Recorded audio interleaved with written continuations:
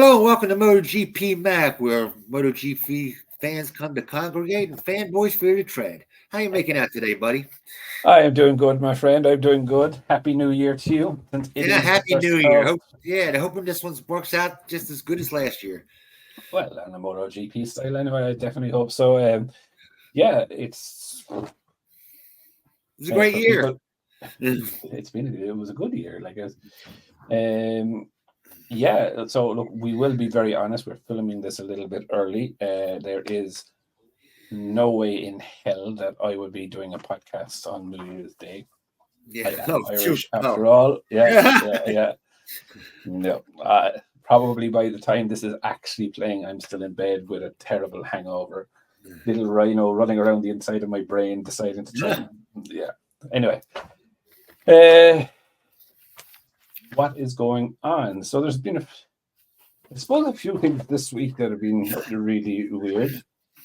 How was Santa? Did he come to you, or did you just get your dirt? That's it. I got my dirt. You got your one lump of dirt. It's fairly similar to myself. Yeah, so I was able to get out my bike. Went out and got spare parts for my bikes. I now cash my bike twice and have parts, You can't buy yourselves presents and then say they're presents. Anyway. Yeah. Okay, presents here. I suppose you can. Anyway, yeah, it's been just kind of, I suppose it's been obviously everyone is kind of slowed down. The week has been a little bit slow on news and stuff like that. I suppose the big one for me, really, and it's still going on, is that the whole GG situation. Now, there is never smoke without fire in what I've learned in MotoGP, and like this story started off some point in, I think, November-ish. Start of November, and we're here at the start of January, and it still hasn't really gone away, right? And like GG coming out and saying, yes, Honda made me an offer, definitely put the rattles up Ducati. Do you know what I mean? Oh yeah. And then Claudio Domenicali, I was really surprised that he came out and he said, because it sounds fucking stupid to me, to be very honest, what he's just said, right? I know it did, yeah. Because when I look at it, he's come out and he said, yeah, we hope GG stays with us forever, blah, blah, blah, blah. But GG doesn't know everything about the secret formula. Yeah, that's the Coca-Cola statement was kind of... And I just think GG is probably going to give you a right fucking hook for that, like, do you know what I mean? And like into the jaw, do you know what I mean? Because if there is one person in this earth that knows the Coca-Cola formula for Ducati, it's him. GG, yeah. And especially your man that's gone to Yamaha as well, Bertoloni, is it? Whatever his name is.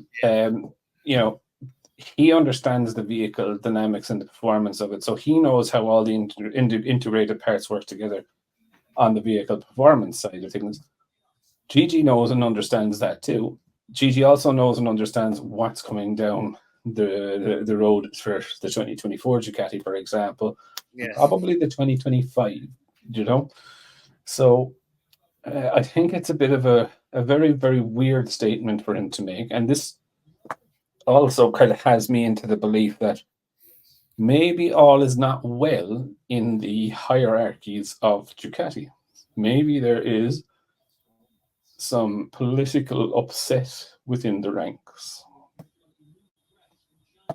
Why would a senior manager, CEO come out and say, we are afraid to lose him, but he doesn't know everything? That's a bad joke, you know what I mean? Like that, it had a bad joke vibe to it. You know what I mean? To me, it just had like a. Yeah, or is it a fucking statement saying that we're not afraid of losing it? Yeah, true. Yeah.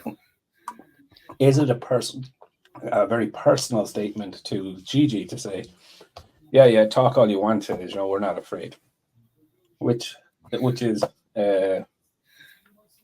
is dangerous and this and that and the other, and One thing Gigi has it good is, regardless of the money, is they always let him run free. And one thing engineers love to run free. They love to they don't want to hear anything from anybody else. They love to just have a piece of paper and they say go. They don't but it's always been very clear that it's the Gigi show. That's what I mean. They always let him go. Everyone except Minicali, obviously, of course, reports into Gigi. So he's the ringmaster of the whole fucking circus. So I think it's kind of interesting to see what exactly will happen here but you don't get that everywhere. He's going to go. You ain't going to get that at Honda. Honda's not going to let him run free like a bird. I think Honda it's on so far on his fucking knees that it would pay someone to come in and be a Ross Brawn. Like, if you look at this, right, in the 2009 financial crash or 8 financial crash for the 2009 race season, Jenson Button won the race or the World Championship that year, right? Honda had a Formula One team. The recession hit. They pulled out of Formula One at the end of very late in 2008. Yeah. Right. They had hired Ross Brawn at the end of 2006 to come in and oversee building of the car. They had won one race since coming back into Formula One this time, right?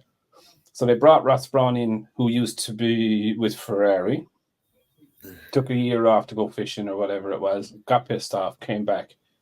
He came in, he said the car was shit in 2007, right? Complete ball of shit. Don't even bother. There was more regulation, or was it 2008? Car was crap. There's no point even focusing on this. For the new regulations in 2009, let's just build a car towards that, right? And himself, he was very hands-on, but again, he's fucking ruthless. He's like Gigi. He's very nice in the camera. Hello, how are you? Yes. But he'll cut your fucking throat out. No hassle. Do you know what I mean? You're not performing. Dead, right? And long story short with this, Honda anyway decided at the end of 2008, financial crash, we're going to sell the Formula One team. They sold the team to Braun for £1. Okay. Honda had 90 million committed for the 2009 season, so basically Braun took that budget and ran the team with it. But that Braun car, which was developed with Honda money under Ross Brawn, won the fucking World Championship. Okay. So, and I mean won it. Honda finished up and they sold the team the very start of the 2009 season. Right. They missed the first test. They got half a second tested. They went to Australia and they fucking won the race. Do you know what I mean? They pissed it for the first half of the season. And it was just such egg in Honda's face because, realistically, they would have won the World Championship as a constructor for the first time in many years. And even Braun used their money that they had for it. But it is a clear way that Honda as a manufacturer had an awful lot of engineers over from Japan working in the Brackley base in the UK. But Braun was he just had the vision of what they wanted to do. A young engineer found the double diffuser loophole. He explored it with them then. Do you know what I mean? And the story kind of goes on. And so there have been times where Honda have brought in someone and let him run wild and free. Okay. And I see where Honda MotoGP is so far on its fucking knees right now. Right. It needs someone like that to come in and say, 3 years, you need to have us back winning. And Gigi is that sort of person. Do you know what I mean? Yeah. Gigi would be able to he'd have enough engineering background to have a look at the bike and say, this is your problem, lads. Not in 5 minutes, do you know what I mean? Obviously, but right. You'd be able to get to the root cause of the problem, in my view. But the problem is, it's only Honda have the money to buy it. Yeah. No one else, right? No, and I think that's why Dominicali specifically mentioned Honda. Do you know what I mean? Because it is only Honda. Would have Yamaha don't have it, and I don't think they have the will to either. Do you know what I mean? Right. So they'll be paying superstar rider for an engineer. Yeah. That's superstar money, rider money for an engineer, which I don't know whether they would do or not. But surely there's the people like Bartoloni going in. I think he's getting a nice salary from Yamaha, but definitely wouldn't be commanding the salary that Gigi would be pulling. But I just think it's really interesting, really weird that Dominicali will come out and speak like that about Gigi. Yeah. I just think lets me believe there's something else going on in the hierarchies of Ducati. And we don't know we don't know what the future holds for these rules. Maybe he knows rules we don't. I'm sure. I don't buy this, but I'm sure that Honda came into Dorna and said, "Don't you ever let us get behind the 8 ball again. You better keep everybody on the short leash. We pay you a ton of money. You keep everybody on a freaking short leash." No, I think you're going after on a conspiracy route there. Yeah. Like Honda, and look, like Pit Buyer called Honda out straight away, out publicly, like, and he's like, Joe, stop paying, Joe, stop investing in your rider's salary, then in your bike, right? And it's basically, it's got into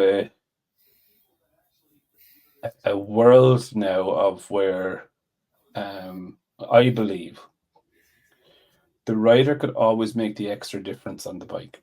Yeah, that is slowly moving out of the realm now, and you can see it in the fact that Mark, yes, while he is flying as the only Honda rider up there consistently, he still can't bridge that basic bike function that the other bikes have. Like, if you look at Aprilia this year, for me, they've probably been the biggest disappointment. Yeah. You know, they're very close, but Marquez on Aprilia, he would definitely make a difference. Marquez on a KTM, he would definitely give the Ducatis a run for money. Marquez on a Ducati, yes. You know what I mean? The base level of... I think he'd win the title on both. I think he would win on 3 of them, yeah. I think he would win on the Aprilia, the KTM, and I don't think he would have it as easy as he would have it on... I think he'll win the championship easier on the Ducati. Oh, yeah. And the thing, and that's what I mean is that, like, Honda and Yamaha have both been just asleep at the wheel. They're not going to go into Dorna and say, "Don't let anyone steal a march on us," because they've just been outdeveloped. That's all it is. Is that I'm not saying they're not, but I'm saying it's a combination of the two. They've been sitting. Come on, Honda's been sitting on the Japanese periods after the collapse. They've been sitting on their hands, even production bikes. What have they done? But that's it. Like, look, like Honda lost a valuable test rider in Danny Pedrosa in 2017, or the end of 2017 or 2018 or whatever it was. Right? They have not made any progress since he left. Realistically, yes, Mark won the championship, but again, we call it Mark won the championship, not the Honda. The Honda was a fucking pig. Its second place rider was fucking way down the ranks. Do you know what I mean? That was a Mark won it, not. But the problem now happens to be it's not Mark's fitness anymore, and it definitely wasn't Mark's fitness towards the end of the season. Definitely wasn't his fitness, right? The rider just can't make up what he used to make up between the manufacturers of the bikes. The gap is too big now.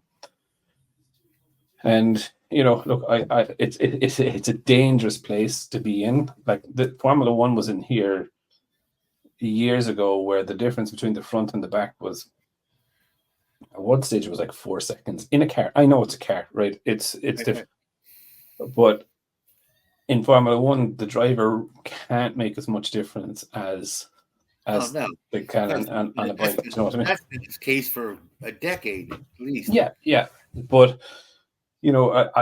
I always worry about these things coming in, that it's just going to bridge the gap. or make the gap even more, unless Honda. And that's why I've said that Yamaha and Honda are under the gun so much this year and next year. They have I think it's 2 years the concessions are in. Or yeah, it's looked at the end of this year. But let's just say, for instance, though, like if they don't improve, if the gap stays the same, what do you do? Hinder them more. Can't. Sure, you can. Dexter's come out and say they don't have the European factories have rev limitations. No, they can't do Just that. like they did in Moto. No, and again, Jake, please. The MSMA have to agree it, right? They're not going to turn around and agree to more. No. That's not it. 1 second now. In World Superbikes, there's no MSA agreement. Okay, I'm saying, so they could do. They've been folding like an old rag lately. But Ducati are not going to go. They're not going to turn around and say, "Yeah, hit us with more." They're not. They're not going to. They ask for it, but at that point, they might grow a pair, but that's. No, they're not. They're not going to turn around. The agreement was that they look at reducing the concessions from year 1 to year 2, right? So realistically, Yamaha and Honda have 1 year to close the gap, which I don't think that they're going to be able to do it. Joe, if I'm very honest, I think they're probably 4 or 5 years behind. I think they'll keep hindering until they make them competitive again. I don't think so, but actually, by the time that happens, the new regs will be in. Yeah. Like realistically, they'll make sure the new regs are hindering to the nth degree. So you'd make a terrible bribe. I wouldn't have you working for me to bribe a politician. Let me tell you, you're too nice. When you bribe somebody, make sure they stay bribed. They do what you tell them. Yeah, but look, for me, I'm just like, with no interest in taking a bribe. I'll just beat the shit out of you. Yeah, but that's how it was end up doing. If I'm building a building and I want stuff done and I bribe somebody, and it happens all the time, done it before, he better stay bribed. He better not do whatever I tell him to. That's the name of the game. But look, I think that's called integrity, Jake. Though, you know what I mean? Like, and that's kind of the difference. I would not be bribed. Do you know what I mean? I'd tell you go fuck yourself, and that's it. That's the end of it. Do you know what I mean? I'll do what I want to do. I'm very stubborn like that. I understand that. What I'm saying is I'm not talking about you personally. I'm saying when I go out and I bribe a politician, okay, to get stuff done, when I bribe him, he accepts that bribe. He better do what I tell him. That's the agreement. You don't bribe somebody and then he nickels and dimes you. He doesn't have the right to come back and say, "Oh, we're going to change the deal." That's not how it works. Yeah, but look, I suppose you're bribing him they're bribing them. And I believe that there is definitely Honda veto power within Dorna. But I also believe that Espinosa does whatever the fuck he wants to do. Do you know what I mean? And if that upsets Honda, I don't really think he loses sleep over it or would lose sleep over it. Like he wouldn't lose sleep over upsetting Ducati, KTM, or Aprilia. So look, I think, as the series grows, MotoGP, in my view, probably is maybe 2 or 3 years from being sold off. That's just my view. I think, it will, market cap of it will rise. He'll bail out, and a company will come in and take it over. And then it will and it won't. Look at it. Like I suppose, for example, if a new team wanted to come in, just say now a new manufacturer, right, wanted to come in, he would open the door and say, "Yeah, man away," right? Whereas in the land of commercial rights holders and this, that, and the other, like an entry would have to be approved by the FIM, and then commercial agreements would have to be worked out with the commercial stakeholder, verified then by the team. Do you know what I mean? It just adds a whole layer of complexity to things. So, for example, just ask Mario Andretti or Michael Andretti, who wants to bring a Andretti Formula One in, and he's getting pushed back right, left, and fucking center from it. Yeah. So look, it is good in the way that it will be some sort of regulated, but I don't think he's going anywhere for another 2 or 3 years. But then I think some stuff will come in. Trackside racing, this still really doesn't sit well with me, and there's something really going on there that I don't know. There's just some. Do you ever have a feeling in your bones that there's something fucking shady going on? Yeah. And this whole thing, for me, is shady. Do you know what I mean? It's like, I don't know. Why? Because they came in too fast? Yeah, it's just like, one sec now, to get a whole financial structure together to do MotoGP, right? You have to submit books, do you know what I mean? Show that you're funded. Due diligence has to be done, right? That doesn't take a week.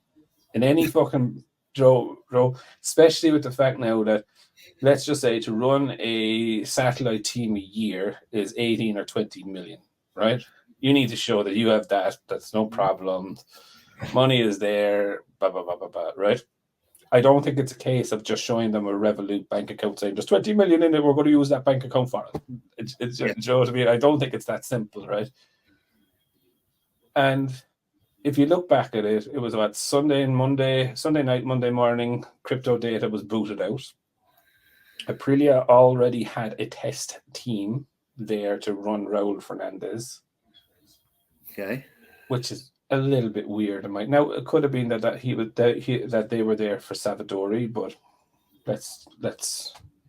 and Savadori just went over into the riders' garage. And then a week later, this whole thing was announced. Now, for me, where I get it that it stinks, right, is that Dorna came out and they said, look, we got rid of thing. We're on the lookout for a new team, right? That was their statement. We were on the lookout for a new team. Within a week, they found a new team, but when they were saying that they were looking for the new team will use the Aprilia bikes. Do you know what I mean? It's like, so we don't know the team, but we have their bikes. Do you know what I mean? They're ready to go. And you're like, should that not be the team decide what fucking bikes that they run? Yeah. Yeah. Do you know? Dorna is not the most open company in the world. No, I just think that it's above board. I would not describe them as above board. No, it just tells me that I just had the conspiracy theory that the crypto data RNF thing was orchestrated a couple of months ago by Dorna, right? In the way, because I had it on good authority that RNF were in financial trouble. Right. Razvan didn't have the money. Crypto data was late paying its bills. So for me, what I realistically believe, is that Aprilia was actually funding the bikes. Yeah, we read that before. No, I actually got that out in the paddock. It was never actually fully publicized. No. So I got that from a person in the paddock. And with that, then so that's where I believe, but I just don't understand why they just couldn't turn around and say, this is the reason why.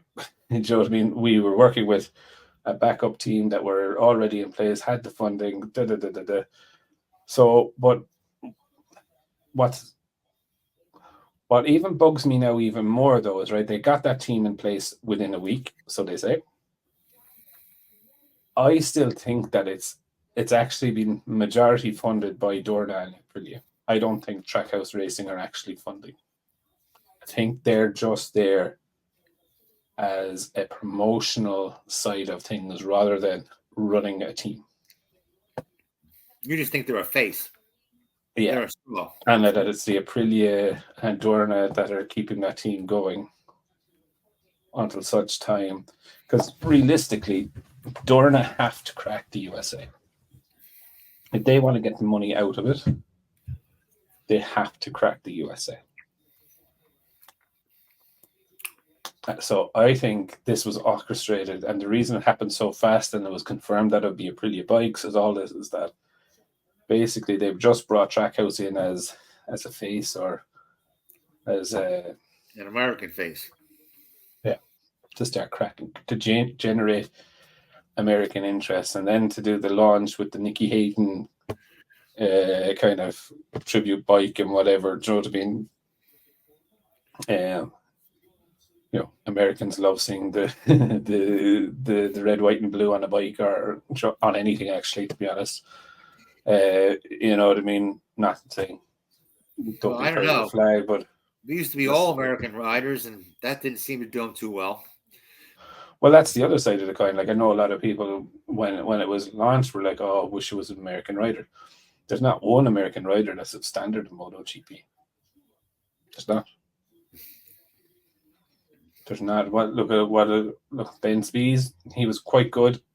Never a killer though. You know what I mean? But there was a day where you had Kenny Roberts, Freddie Spencer, Kenny. Yeah. And it wasn't. They went over like a lead balloon. You didn't have. It wasn't very popular here. Yeah, and that's. But then saying that, look, I think that was a different era when races were on at 2:00 in the afternoon or whatever. Do you know what I mean? 8:00 in the morning, weren't televised. Do you know what I mean? The sport wasn't as accessible as it is today. Do you know what I mean? Where 10 years ago or whatever, you couldn't fucking record. Or you saw Laguna Seca for MotoGP or Grand Prix, and you saw Daytona. No one watches Daytona now. Daytona's a club race. Yeah. And look, I suppose it's just the way things are going, but it's not promoted. And like you go back to the Formula One, Drive to Survive, all of this stuff, they cracked America within 3 years, 2 years. So if they're doing the same thing, but again, as a race enthusiast, right? You see people they're on the grid and they're like, "Who do you support?" And it's like, "Oh, I don't know. I'm just here." And you're like, "Cunt, absolute cunt for getting those tickets, and you have no fucking idea what you're doing." Yeah, no idea. Yeah, I had nothing better to do this afternoon. And look, we have now. This has always been a bugbear of mine, actually, and I'll tell you, like, we have a sport in Ireland called hurling, right? Okay. And I used to play hurling. I was really good at it, right? But if you could imagine, it's ice hockey without the pads and the ice. So you're on a pitch. You have a little ball, which is called a sliotar, and a hurley, which is a wooden stick, right? Mm-hmm. And you fucking bait the ball, and you can either score a goal or a point, right? A goal goes into the net, and the point goes over the bar. But you're fucking vicious at it. Like, I mean, like you get like an old punch is allowed. Like, do you know what I mean? Do you know what I mean? It's not. It wouldn't be. It'd be kind of semi frowned upon, but like if he deserved it, it'd be fine. Do you know what I mean? Or you get a lash of the hurley across the back of the fucking head. Like, do you know what I mean? And your coach will be telling you, "Get up." So you're fighting your grand. Do you know what I mean? Walk it off. You'll be grand. Do you know what I mean? Completely like different. But if you can imagine, there's kind of how we call county finals, and then there would be the All Ireland final, which is like where every major team in the county would play off to get into the final.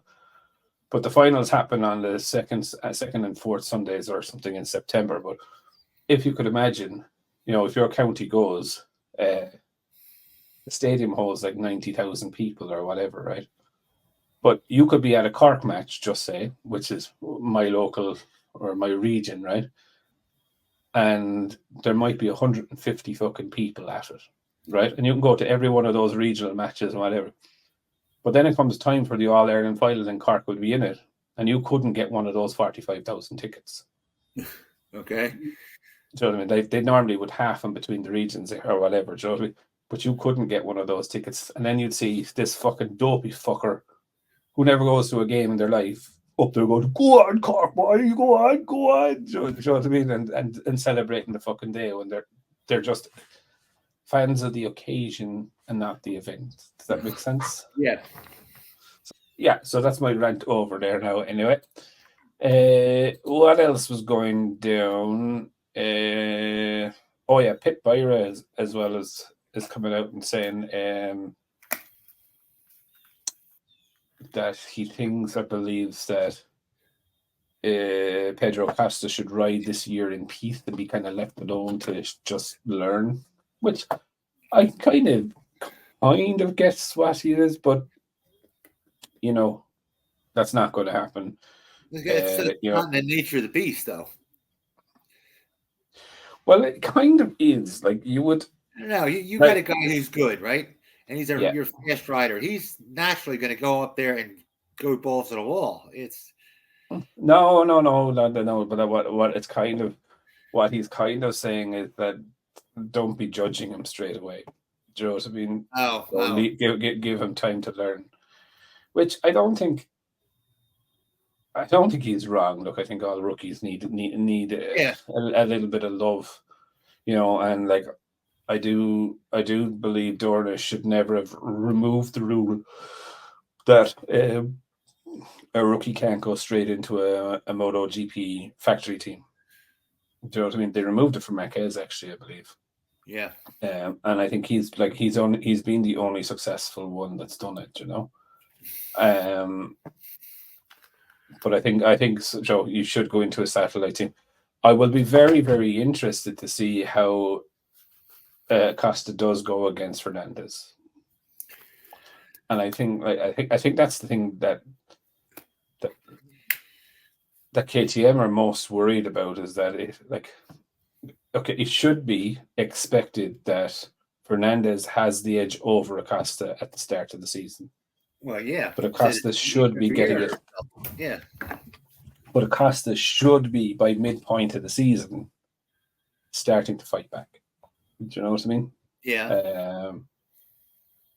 And if he's not, then that could seriously derail the hype train that is Pedro Acosta. Yeah. So there is a massive risk there. The actual safer option probably was to keep Polo Espargaro and put Acosta next to him. But I'll be honest, I think if they losing Augusto Fernandez would have impacted them a little bit more. Yeah, it'll be interesting. Like if he doesn't give him a 1-2, like realistically, he has to be getting the edge over him by mid-season, or else he'll be in a bit of trouble, I would think. I think I'll take him right from the jump street. I know he had a spurt at the end of the year, but I never bank on spurt. No, he's been more consistent. No, it's you're thinking Gigi, who had the Digi Antonio, who had the spur at the end of the season. Yeah, he did. He had Augusto was fairly consistent throughout the year. To be fair to him, he wasn't a top 5 rider, but he was. I'm saying, who's the brat kid? Maybe I'm getting the name wrong. That's Raul Fernandez. He's on Aprilia. Now, interesting for him that Trackside Racing requested close to a factory bike for 2024. Now, Miguel Oliveira is actually getting a factory bike for 2024. Yeah. But Raul is on a 23. Oh, good. Yeah, so he'll have something to blame. Yeah. This is why I'm not as fast as the others, because I'm on the 23. Yeah. They're on the 24. He always has some excuse, crotch itch, something. Yeah. Look, and I get it. Look, that's part of a racing driver's makeup, isn't it? To have I would have won the race today, but a blade of grass moved onto lap 2, and that was my race done. Yeah. Saying that, I'm very Irish. Blade of grass moved. Let's go for a pint. Yeah. Do you know? No, look, there's always an excuse and a reason to. But no, look, I think if I'm honest, I think it's. Yeah, with him, he's going to pull the race card again. Yeah, they turned my bike down because they're white and they're white supremacists or something. No, I never heard that one, but he's. Remember the race card? He said, "Oh, they're against me because they're white." I don't, to be honest, but look, at the end of the day, look, he's come out with such bullshit. He did say that KTM had a conspiracy against him and all of this shit. And then Aprilia, I think Aprilia have been very, very patient with him. Do you know what I mean? Oh yeah. But look, saying that at the end of this year, fuck it, if he doesn't perform on Aprilia. Now, saying that, Aprilia,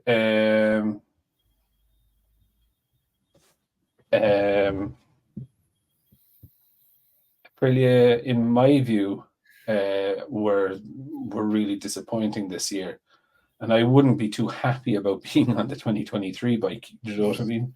Yeah. If I'm so I can't not agree with him if he comes out and says something about the 2023 bike, because look, that bike was a disappointment. And then we have Marky Mark turning around and saying, obviously, look, it's going to be a tough time from leaving Honda, because today is actually the first day ever that Marc Marquez is no longer a Honda rider. In 11 years. So he's either up the top of, I think he's up the top of some fucking mountain now, shouting the Scottish, like, freedom! The freedom! Yeah, ye fuckers! No, look, it must be, like, it was very clear from him that while he I won't say didn't like the bike, but didn't get on with the bike, or the bike wasn't good for him. He absolutely adored his team. Do you know what I mean? And he probably put up with it a little bit longer than he should have, because the team and the people around him. Do you know what I mean? And once he's there long enough, that he doesn't know any different. Exactly. Like, that was the one and the only MotoGP bike that he's ridden. So, and I suppose when you have a team around you that you trust, in the way that he does trust with them, it's not just the people in Japan, because I don't think he necessarily has a trust in them. Do you know what I mean? But he would trust the likes of Pooch and Santi Hernandez and people close to him, telling him, look, it'll get better, it'll get better, it'll get better. Yeah. And I think it's just finally, it became too much. Finally, I think the penny has dropped, as well as that, he's getting old, and he understands that. He says he won't regret the decision, but he will miss everyone and everything. Do you know what I mean? Yeah, because he knows no difference. Not really old. He is, though. He is, though. Those injuries have made him old. Do you know what I mean? Like, he's 30, but his body is 35. Do you know what I mean? So he'll run out quick. I don't know. Guarantee you. Pretty damn good shape. So he is. He's not, though. He's one good bang away from the end light. You know. His head worries me, because he's had a couple of accidents where he got up, started walking away like there's no problem, and then stumbled afterwards, and that's a condition. Yeah, but that's normal, Jake. Though that's normal. Like, no. You have a crash, you come off, you don't realize what the fuck you've just done to yourself. Do you know what I mean? All you're afraid of is like, oh, I need to go. He's crashed, got up, and went, oh, everything's fine. He was fine, and then we're talking 2 minutes later, he stumbled all over the place. Mm-hmm. That's a condition from getting hit in the head too many times. No, that is a condition after you have a fucking serious crash, right? When you have a serious crash, the adrenaline flows, The next minute, once that adrenaline leaves, and it leaves suddenly, boom, everything hurts. No, everything is around it. His is different. What I'm saying is it was way too late for that. You know what I'm saying? I don't know. No, he went down. He got on a scooter. He was talking to people. Got out. Went down to the pits. Went in the back of the pits and started. And fell down. Remember? Yeah. But that's not that. I wouldn't class that as out of sight of the normal things of things, like, you know. That's like, the first thing they look at when you're boxing is well, there's a name for it too. Delayed reaction. It's usually like you see. I've seen it for people getting delayed knockout where they get the punch and then 10 seconds later they fall out. I've seen it, and that's literally. I get what you mean with it, but you know, while it is a delayed knockout, it is a fairly standard thing to happen if you have received the blow to the head. The problem nowadays is, so like, let's just say, take a sport like rugby or whatever, right? If they believe that you have suffered a concussion, you're brought straight off the field and examined straight away. And it's only that doctor signs you off to go back. Does that make sense? Yeah. But the doctor will know if your man is lying or not. Do you know what I mean? Yeah. And let's just be fair. MotoGP riders, you know, how many fingers am I holding up? Is it half of what you held up the last time? Yeah, 4. Do you know what I mean? It's like they don't even. They're their own worst enemies when it comes to. And the old saying, and it's true. The old one they used to say, the old saying, the guy would say, "Are you okay?" And they put your hand up against it, and he tapped. How many fingers they happen to go? How many fingers he go through? 1, 2, 3. He tapped his, and they got 3 because he felt the guy tapping 3 times. You know. Yeah, exactly. And that was, and unfortunately, that was kind of the case of it. And it still is the case, Joe. Like, I guess it's right that the rider decides whether he should race or not. But there's sometimes that they should just say, no. Yeah. You can say you're fine. You took a blow to the head. You're not racing. End of fucking story. But, you know, like, even look at it. Even look at Marquez, came back a week after surgery, had to do a push-up on an arm that was just fucking plated back together. What's the point? Your arm was just plated back together. You're not right. Yeah. End of story. You know, it's fucking common sense. Do you know what I mean?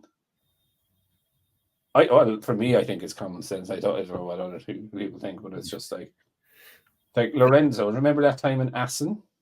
This is crashed on the Thursday or Friday. Collarbones stitched back together. Or plated and whatever, and he was raced in the Sunday. He finished 5th. Kevin Schwantz, how many times did he come back together? But it's just, and again, I don't want to look at the 80s and the 90s, right? Because the difference between the trackside and medical equipment that was to hand, like, they can do a fucking MRI at the racetrack now. Do you know what I mean? You don't technically need to go to the hospital. Whereas 20 years ago, you had to go to the hospital, yeah. Yeah, do you know what I mean? You had to probably go to the main city fucking hospital rather than some dope ass hospital in the middle of nowhere. Do you know what I mean? It's just in the 80s and 90s. The only thing they had a bus with painkillers in it. Yeah.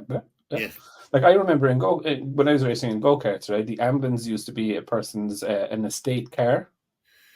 But actually, and I shit you not, they had a ladder with a bit of plywood. And they would put a white blanket and a pillow. And that estate car was the ambulance when I was racing. And if you did crash, you were slid onto and did hurt yourself, you were slid onto the plywood, into the back of the car and down the road to the hospital. That was it. Yeah. You know, so, and that's not a long time ago. That is the 1995, 96. Yeah. That's a long time. Huh? It is. We're getting old. No. I'm still young enough, and I'll never be as old as you, Jake. Never. Yeah.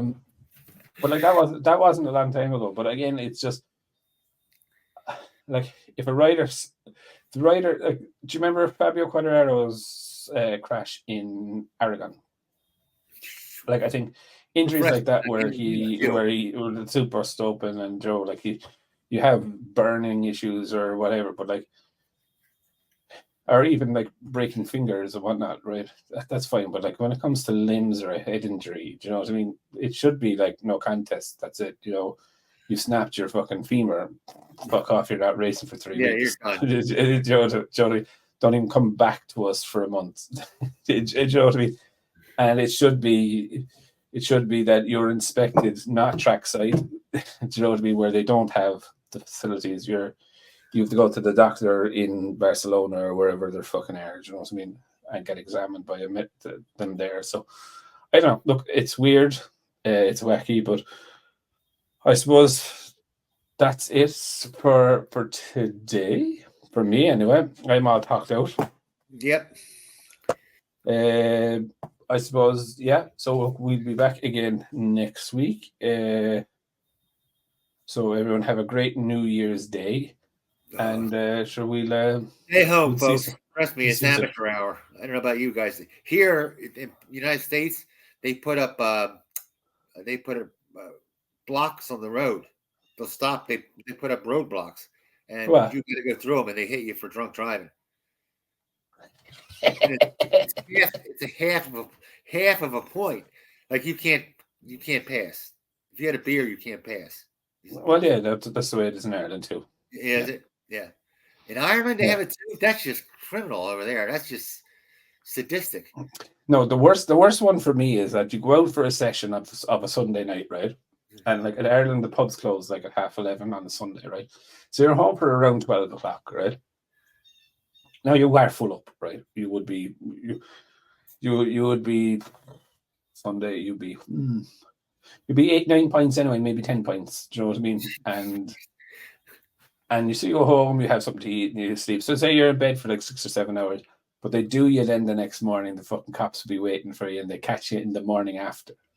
No. Yeah. But isn't the booze out of you by then? No, we normally get rid of maybe 1 pint every hour and a half or so of sleep. So it's like technically you'd be more tired and hungover than drunk, but you get done because it would still be in your system. You're probably, like, realistically, you're probably better off to wait 12 hours from your last drink. That's just a rule of thumb. Yeah, that's rough. Yeah. Anyway, with that bombshell, we will see you all again next week. Have a good one and peace out.